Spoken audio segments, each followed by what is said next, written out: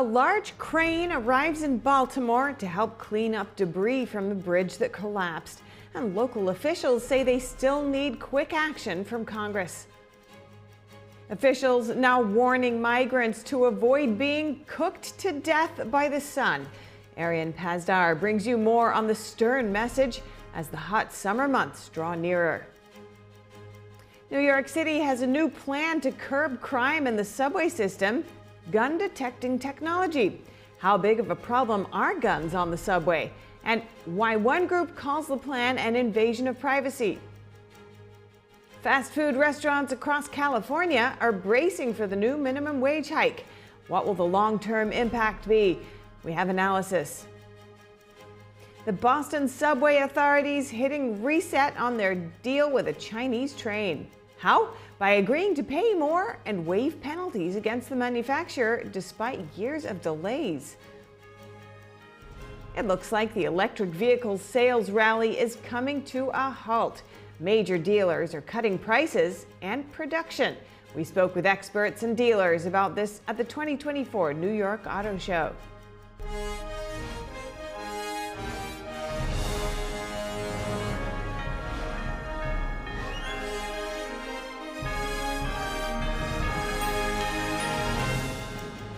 Welcome to NTD Newsroom. I'm Stephanie Cox. A large crane has arrived in Baltimore. It will begin removing debris from the deadly collapse of the Francis Scott Key Bridge there. Crews are clearing the wreckage that's hindering the search for bodies and blocking the city's vital port. Divers have recovered the bodies of two men from a pickup truck in the Patapsco River. The debris has complicated efforts to find four workers still missing and presumed dead. Crews used sonar equipment to determine the location of debris and search for submerged vehicles. The remaining victims are believed to be trapped in a vehicle beneath the concrete and steel that fell into the water. Local officials in Baltimore say the bridge collapse is a local, national, and global problem that requires quick action from Congress to provide the necessary funds. This is affecting the world's economy. I'll say, I've heard from colleagues all over the country, county executives and mayors who are small, large, rural, urban, Democrat, Republican, but for the grace of God, this could be any of us. And I hope that this doesn't become something that's partisan and logged up. I'd like to see Congress move quickly.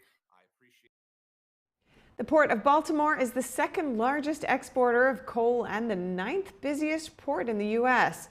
The daily payroll for the 8,000 port workers exceeds $2 million, and the port normally moves around $220 million of goods each day.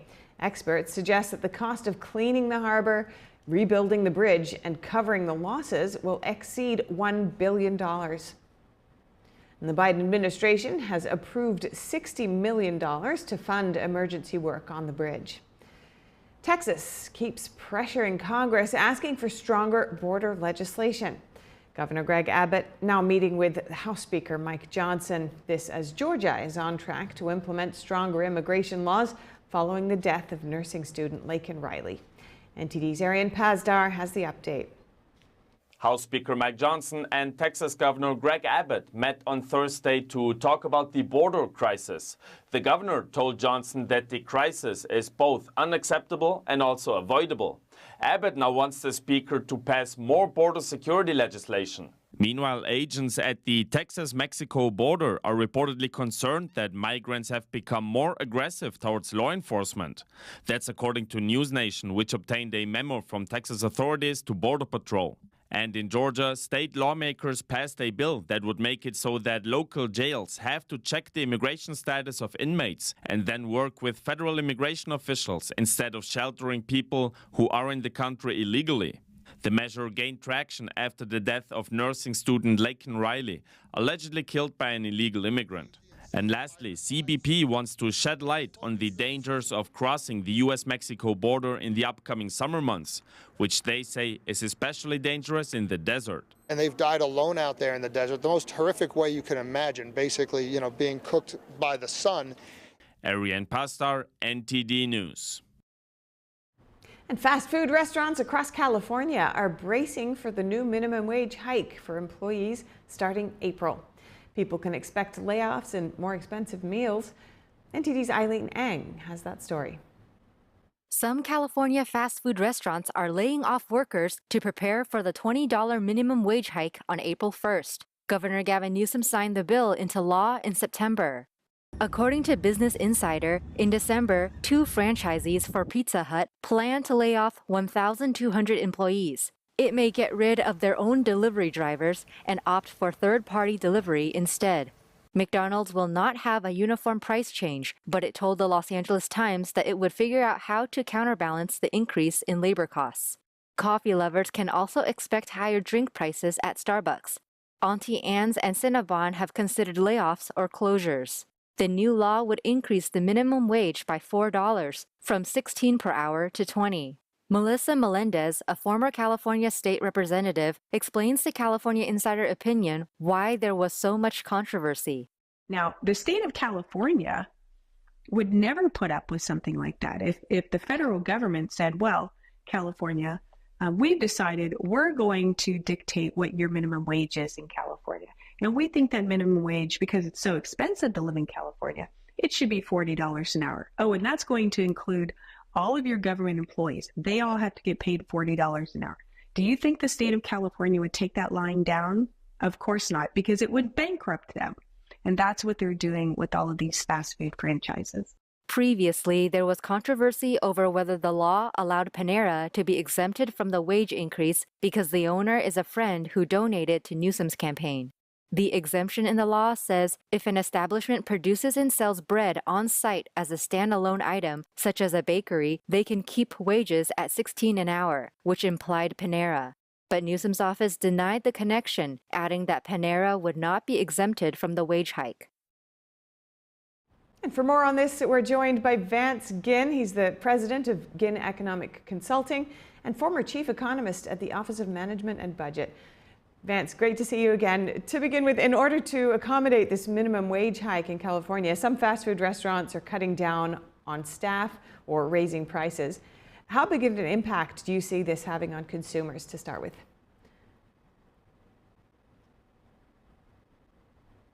Especially as their jobs may go away, their hours worked may go away, their prices may go up of everything that they're paying around them. This is an unfortunate situation. It's a 25% increase in the minimum wage for these employees. And at the same time, the employers aren't getting a 25% increase in their profitability or their revenue to pay for that increase. And so nothing is free, especially a government mandated minimum wage. And so there are going to be major consequences of fewer jobs, fewer hours being worked, and higher prices.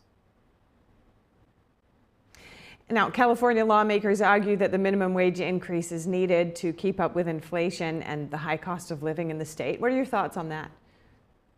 Well, a lot of this is just a self-made situation, a self-fulfilling prophecy, whereas when you raise taxes, you raise minimum wages, you raise regulations, and you increase government spending, what do you expect to happen but more inflationary pressures in California, and especially in California where you have the highest personal income tax rate in the nation at 14.4%. All these things go to trickle down to the consumer, the workers, in higher prices. And they are the ones that are getting hurt so much from this, especially those with lower skills. This is a bad situation. California has already been losing a lot of people to other states as they've been fleeing. Many more are going to flee as there are going to be fewer jobs available for so many Californians. Now, minimum wage is seen as a way to help break the cycle of poverty. Do you see this changing the socioeconomic environment in California? I don't. I actually see the exact opposite, where you're going to have more people in poverty because they can't find a job. They can't find a high-paid job. And so you're also going to see a lot of these fast food places, because they have to have more than 60 facilities nationwide. A lot of them are going to start moving more towards robotics, to AI, to kiosks instead of workers. And that's being pushed by these sort of bad regulations is really what it is in the labor market, of a higher permanent increase in wages whenever there are going to be a lot of other costs in the process. This is a bad situation that's California, and this is what California does best. They push people out of their state, and this is another way, unfortunately, that they're doing that. And so why is this going into effect in your understanding?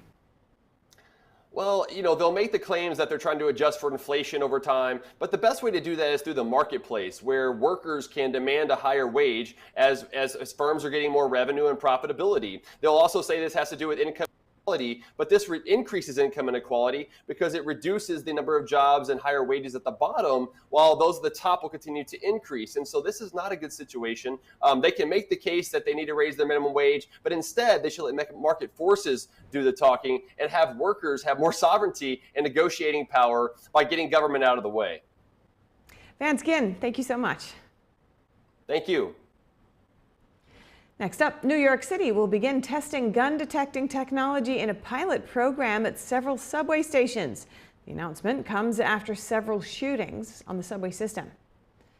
Mayor Eric Adams announced yesterday that the NYPD will soon begin testing portable scanning machines at several stations. City law requires a 90-day notice period for the introduction of new surveillance technology. Adams, a former police officer, said this was the next step in keeping the New York City transit system safe. Police have seized 19 guns from people in the transit system so far this year, compared with just 9 guns in the same period in 2023. The Legal Aid Society, which defends New Yorkers who cannot afford lawyers, called the plan misguided and an invasion of privacy. An attorney with the organization said the gun detection systems are flawed and frequently trigger false alarms, which could induce panic. Nearly 4 million trips are made on the city's subway on a typical weekday. New York State banned people from having guns in what designates as sensitive locations, including public transportation, in 2022. The ruling is being challenged by gun rights advocates. And strapped for options, Massachusetts is choosing to continue its work with a Chinese manufacturer despite previous delays and malfunctions with new subway trains.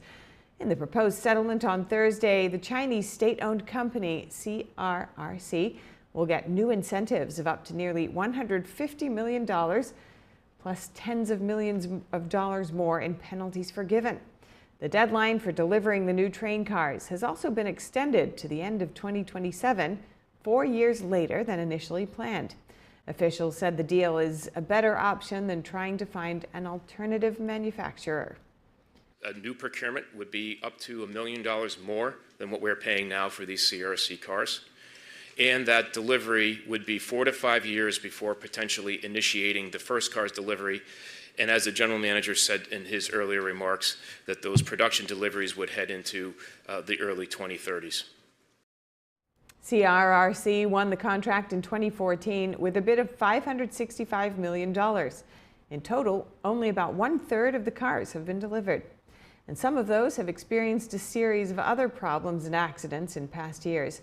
In 2021, the trains on one line were reportedly put out of service for 5 months after a train with about 100 passengers derailed. In another incident, a passenger was dragged to death after his arm was trapped in a closing car door. Authorities said that may have been the result of a defective door control system. And coming up, consumers who are considering electric vehicles want faster charging times, longer range, and lower prices. Only one car passes the test at this point. Find out the make and model. France faces a pending economic crisis with soaring public debt levels. These are attributed to prolonged emergency spending during and post the COVID crisis. That and more after the break. We've been spending a lot more time than ever at home these days. So maybe now you've just noticed cold air coming in from a couple windows, or that your patio door isn't closing fully, which means you're losing heat in the winter, losing cooling in the summer, losing money all year long. And that means now is the time for new windows and patio doors from Renewal by Andersen. Most installations are usually done in just one day. Renewal by Andersen windows and doors can help lower your heating bills and air conditioning bills with their most energy efficient glass available. Only their windows are made with Fibrex material, proven to be 2 times stronger than vinyl, and they're backed by a 20-year warranty. And right now, when you buy one window or patio door, get one at 40% off. Plus, there's no money down, no payments for 12 months, and no interest for 12 months. Plus, an additional $200 off your entire purchase. 1-800-968-1443. If you're watching this, I didn't make it. Thanks to people like you and the American Heart Association, my family never had to see this video. I was a healthy 47-year-old, no symptoms. But then my doctor discovered I had a bad heart valve that was beyond repair. The scariest day of my life was when I was sitting on a gurney as I looked and my wife was at my side and my kids had me surrounded. Deep down, you know, this could be it. This could be all there is. Not having him around for Riley to grow up with and have that papa figure in his life, that would have been hard. This little heart valve did something really big. It saved my life. I wouldn't be here today without it. The research for this heart valve was funded by the American Heart Association. And that's why I'm asking you to become a monthly donor for just $19 a month. When you do, you'll help fund the next medical breakthrough that could save your life or the life of someone you love. You'll also provide life-saving CPR training and help certify hospitals to give the best care to those who have had a heart attack or stroke. When you give $19 a month, we'll send you a t-shirt just like this one. From the moment you put it on, you'll help raise awareness for heart disease and stroke. Since my surgery, I had a son get married. I had a daughter graduate high school. I had another daughter give birth to a precious boy. I would have missed all that. And that's why it's personal for me. We're very thankful for everyone who is a donor because it gives us more time. Every 40 seconds, someone has a heart attack. The next person you help save could be someone you love or even you. Become a monthly donor today by calling or going to helpheart.org because it's personal.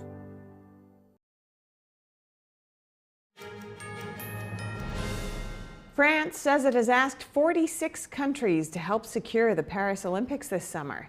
It's seeking an extra 2,000 police officers. The French capital will host the Games for the first time in a century, and it's on heightened alert against potential attacks. The French Defense Ministry has also asked foreign nations for small numbers of military personnel, including sniffer dog teams. Poland's defense minister already said his country will be sending soldiers to the Paris Games. Security concerns are noticeably high for the opening ceremony, where huge crowds are expected. It is standard for other countries to provide security assistance. And more from France, the country might be on the verge of a new economic crisis as official figures show a surge in public debt levels. Many experts attribute this increase to emergency spending during the COVID crisis, which persisted even after the pandemic ended. NTD's France correspondent David Vives has the details on that. France's deficit has surged to unprecedented levels, reaching 5.5% of GDP, far exceeding earlier forecasts.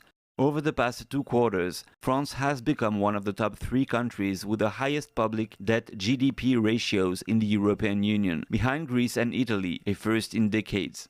When you look at the evolution of the debt, as you said earlier, since March 2022, we've reached a somewhat symbolic threshold of 3,000 billion. So we're talking about a debt, if we count everything, of around 7,000 billion, which is absolutely crazy. According to experts, one reason for the surge in the public deficit is the management of France's economy since the COVID crisis. The French government's whatever the cost policy, initiated in response to the COVID-19 pandemic, has inadvertently led to a troubling dependency on public spending, even though the pandemic is largely over. This dependency, underscored by generous fiscal measures, is now at the crux of France's economic challenges. According to think tank president Bruno Perrin, the deficit highlights wrong decisions taken by the government. Elected officials who irresponsibly vote budgets into deficit, and then on the other side, senior civil servants who very often continue policies that have not proved their effectiveness and for whom it's very easy to sign a check. Why so? Because it's not their money. So it's always easier to spend money that isn't theirs. He also notes that the debt will have to be paid eventually, putting more strain on taxpayers. The real difficulty with that is that, at some point, it will have to be paid off. And you also have to understand that finance, because we are really talking about finance here, relies on a single element, trust. And whatever happens, the taxpayers will end up footing the bill. Another consequence is that financial markets are concerned about whether France will be able to keep up with its debt obligations, particularly as the French government expects a downward revised growth rate. David Vives, NTD News, Paris. A judge strikes down a Biden administration rule, and gas prices are on the rise. NTD's Don Ma has more with today's Business Brief. All right, thank you very much, Steph. First off, to begin, a judge in Texas struck down a Biden administration rule that required states to measure and report the greenhouse gas emissions from any vehicles using the national highway system.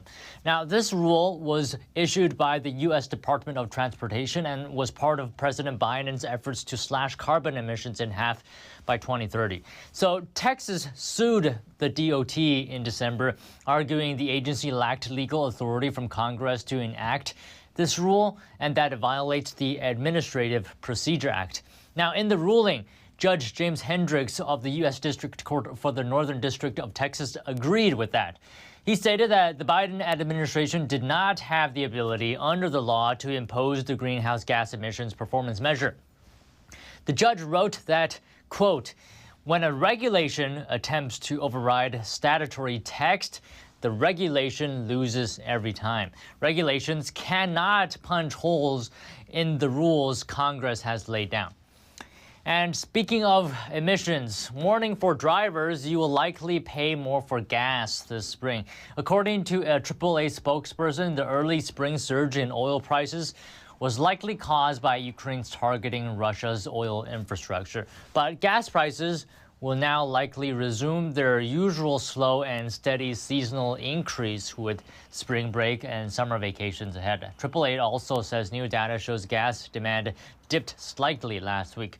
But while a lower demand usually helps push gas prices lower, AAA says they remain elevated as a result of rising oil prices. Today's national average is $3.53. This is 24 cents higher than a month ago and 10 cents more than a year ago. That's all from me. Back to you, Steph. Thank you, Don. Now, next, are electric vehicles on their way out? Not exactly, but EV sales are seeing a slump. Tesla, Ford, and GM are all slashing EV prices. Ford is slowing production on its electric F-150 Lightning, and Mercedes-Benz says it won't meet its 2025 EV and hybrid sales goals. NTD's Chris Beers was at the New York Auto Show talking with experts and auto dealers about the future of electric vehicles. Here's that report. So we know electric vehicles are seeing a slump in sales right now, but why is this happening? To answer that question, I'm joined by, right next to me, Lauren Fix, the car coach and automotive expert. Lauren, talk to me about this. Well, you know, it's funny. The government's mandating electric vehicles, and consumers are thinking, I don't know if this works for me. But how you can tell what the results are is go by any dealer lot, and there's tons of electric vehicles. So the manufacturers have delivered on really cool product that gives what they've promised. Unfortunately, the electric grid is not there. Whether you charge at home or you charge on the road, it doesn't necessarily work for our lifestyle. And the pushback has been dramatic, and people are now looking at hybrids. The EV market took off in 2021 and 2022. The leader of Ford's EV division, Marin Gaya, told CNBC that it was a temporary market spike. He said demand is still growing, but not nearly at the expected rate. Another factor behind slow EV sales is price. The average, $60,000 in 2023. It's also putting a charging station in your home by a certified electrician. Check with your insurance company because they're going to increase your rates as well for your home insurance. And if you're renting or you're staying at a place that doesn't have a garage, well, there's no place to charge, which brings you to going to public charging, which costs money. A Boston consulting group study found that people would buy electric vehicles that charge in 20 minutes or less, go for more than 350 miles, and cost less than $50,000. Only one car on the market meets this standard right now. The Hyundai Ioniq 6 SE rear-wheel drive long range. Despite this, one dealer we spoke with seems optimistic. Yeah, so I mean, the EV sales are still growing, right? I think there's a misconception out there that they're not performing. They are still on a growing trend. Last year, 2023, was the best year ever with over 1 million EV sales here in the U.S. And so that market continues to grow. But Cox Automotive said in its 2025 industry report, expectations for EV growth in the U.S. have shifted from rosy to reality as sales increase. Cox says customer acceptance of EVs isn't keeping pace. This goes against the Biden administration's push for EVs. Well, the Biden administration is all about the Green New Deal, pushing electric vehicles on a global basis. That's part of the World Economic Forum's platform. We know that. You can read it. Anybody can see that.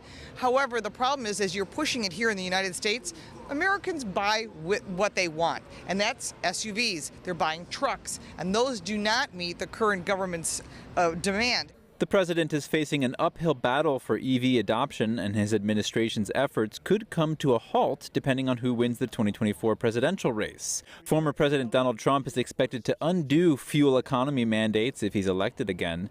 That means manufacturers and consumers alike face EV uncertainty. Chris Beers, NTD News. Thank you for watching NTD Newsroom. I'm Stephanie Cox. We'll have more stories from the U.S. and around the world. Join Tiffany Meyer for the NTD Evening News at 6 p.m. Eastern, 3 Pacific. Have a nice weekend and happy Easter.